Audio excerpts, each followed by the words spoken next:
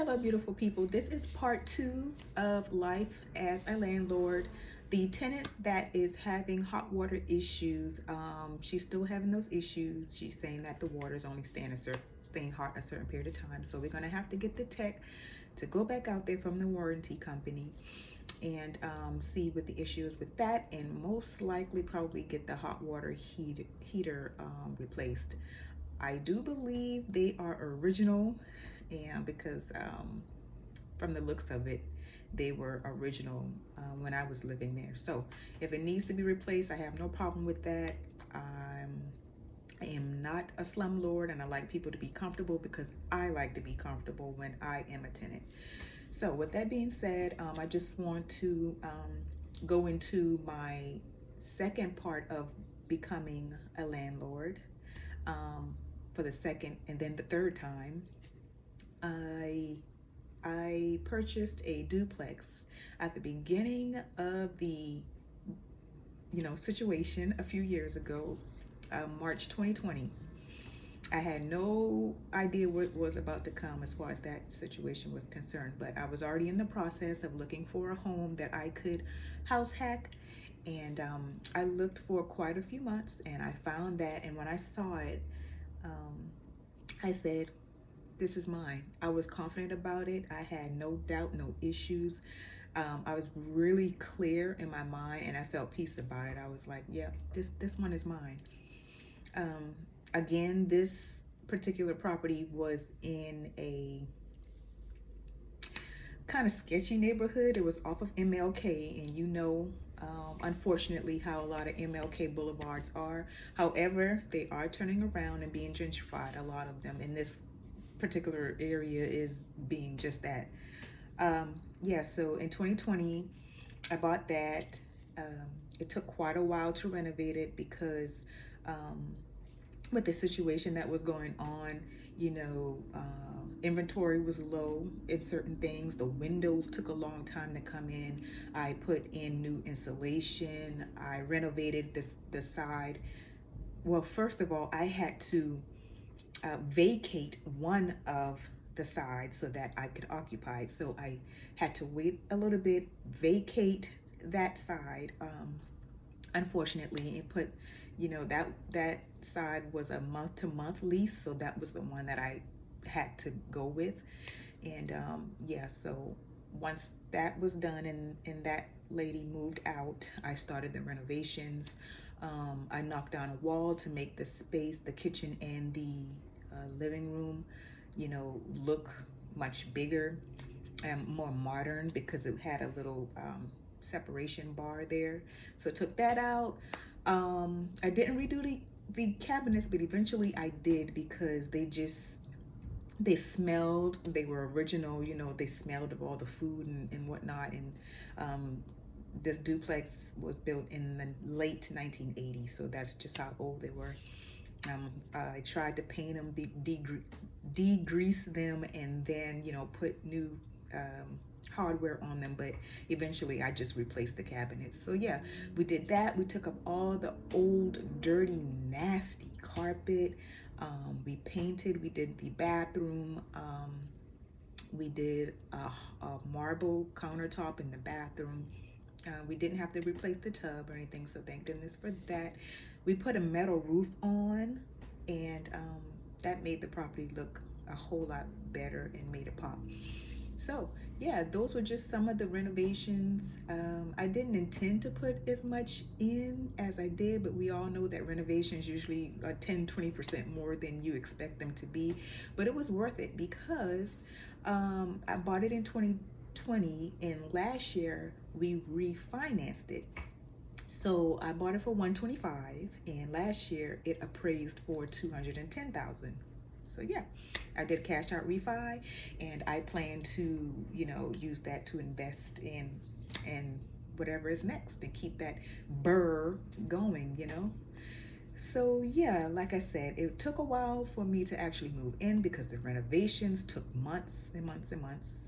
This was a FHA property, so I was supposed to live in it for a year. So we moved in. We loved it. The neighbors were great. We really had no issues, even though it was the type of neighborhood that it was.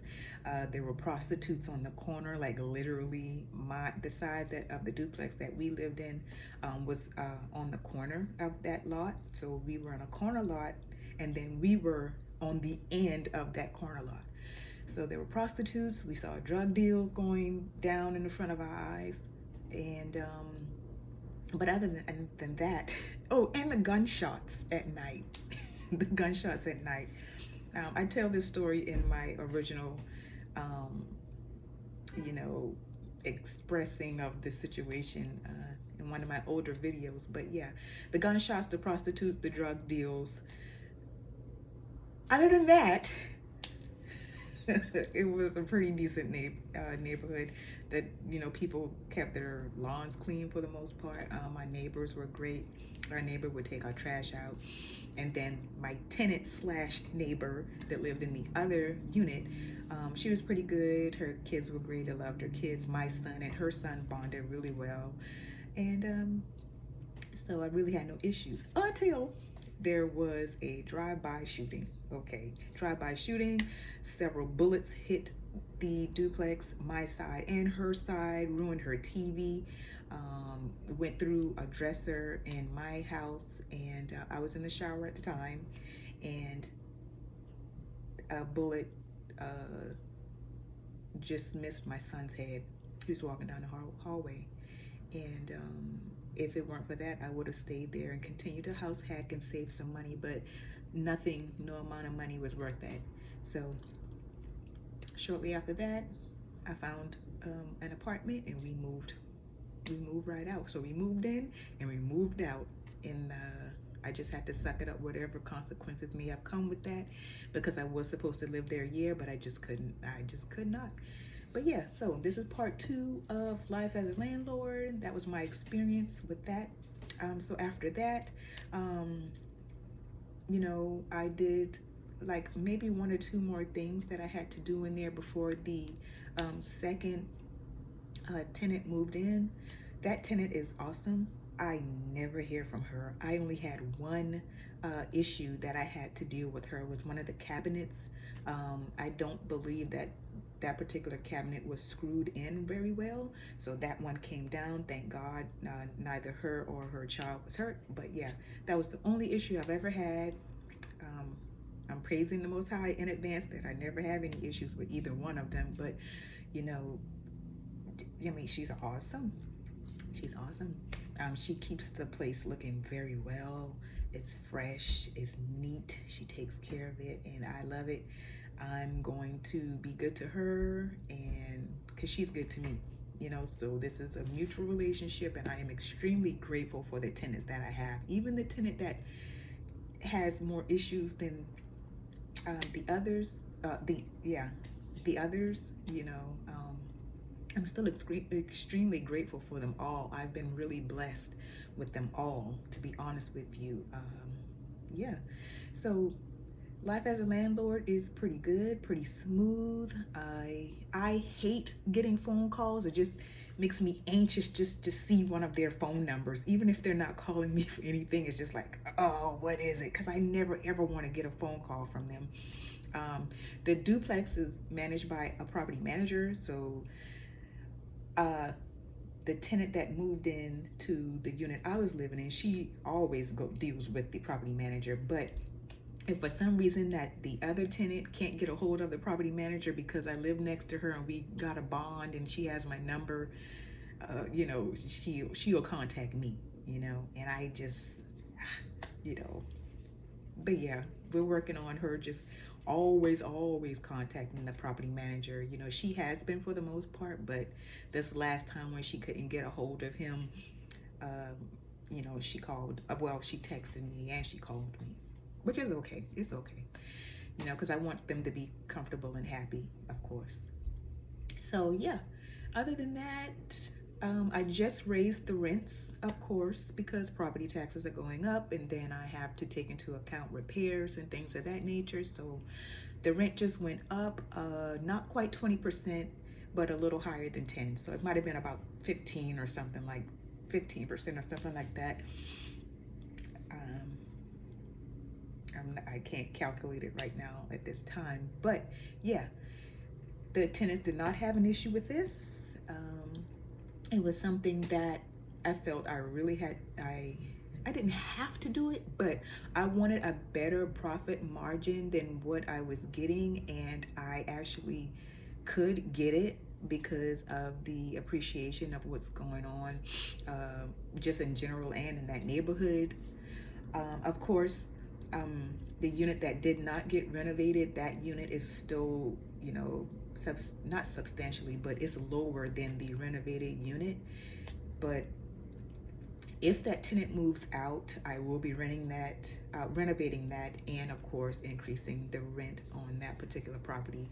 Now, from this point on, I will be going up on the rent, whatever the, standard for that particular, area is, every year. I don't want the tenants to get comfortable, because any other place it would increase, so I want them to keep that in their mind that, hey, cost of living is going to increase, and so is that. It's not going to be backbreaking or extenuating at any cost, because I'm not trying to, take advantage of people by any means.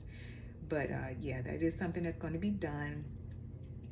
The water meter on this particular property is not split, so that is something that I personally take care of, because it's hard to know which is which.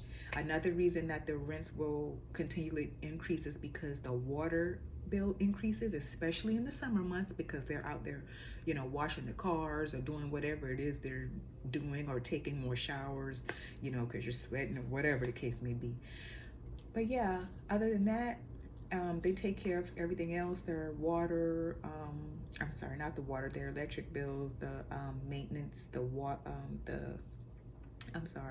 trash and whatnot. I take care of the lawn care. But of course, this is something that I want the rents to actually take care of all of these expenses and the mortgage, and I have a pretty good cash flow as well. So that's the reason why I raised the rent substantially this year, and then I will do so incrementally from this point on. Okay, so yes, with that being said, I would like to continue to invest. It's something that my husband and I are extremely excited about, and we just purchased another property in a different town, or city I should say, that has a very big company and event space coming there.